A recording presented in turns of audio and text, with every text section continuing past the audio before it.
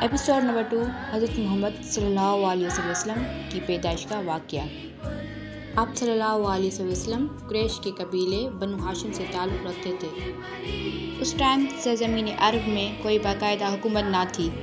آپ صلی اللہ علیہ وسلم 571 عیسوی مکہ سعودی عربیہ میں عام الفیل، جس کو ہاتھیوں کا سال کہا جاتا ہے، جس سال ہاتھیوں کو بھیجا گیا تھا مکہ کو گرانے کے لیے، اس سال پیدا ہوئے۔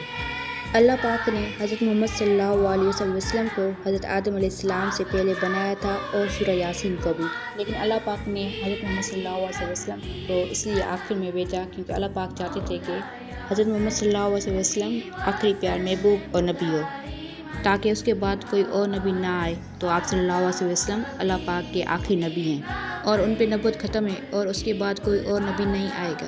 آپ صلی اللہ علیہ وسلم کے آنے سے پہلے قریش آئیڈلس کی ورشپ کرتے تھے، وہ ایک اللہ پہ یقین نہیں رکھتے تھے۔ آپ صلی اللہ علیہ وسلم پیدا ہوئے تو اتنے خوبصورت تھے کہ حضرت بی بی آمنہ رضی اللہ عنہا فرماتی ہیں کہ ایک شخص آیا تھا، مجھے یوں لگا جیسے 14ویں کا چاند کپڑے پہن کے زمین پہ اتر آیا ہے۔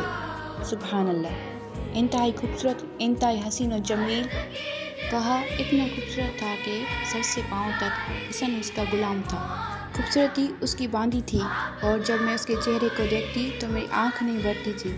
کہا اس کی آنکھیں بڑی موٹی تھیں، احور، ادج، اشکل، انجل، ابرج، احدب، یہ سب میرے نبی کی آنکھوں کی تعریف ہے۔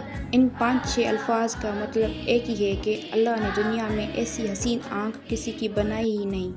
آواز میں جادو تھا، آواز میں کشش تھی، گردن لمبی تھی، سر سے پاؤں تک حسن و جمال تھا، جب وہ بولتے تھے تو نور چھا جاتا تھا۔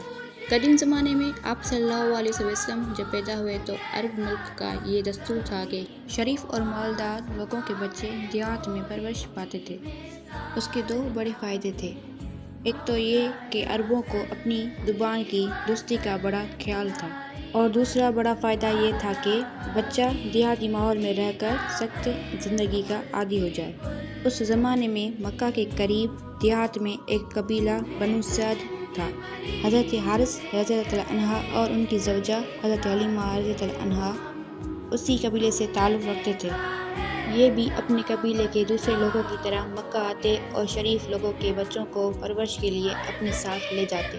امیر لوگوں کی بچوں کی پرورش اور انہیں دودھ پلانے کا اچھا معاوضہ ملتا تھا۔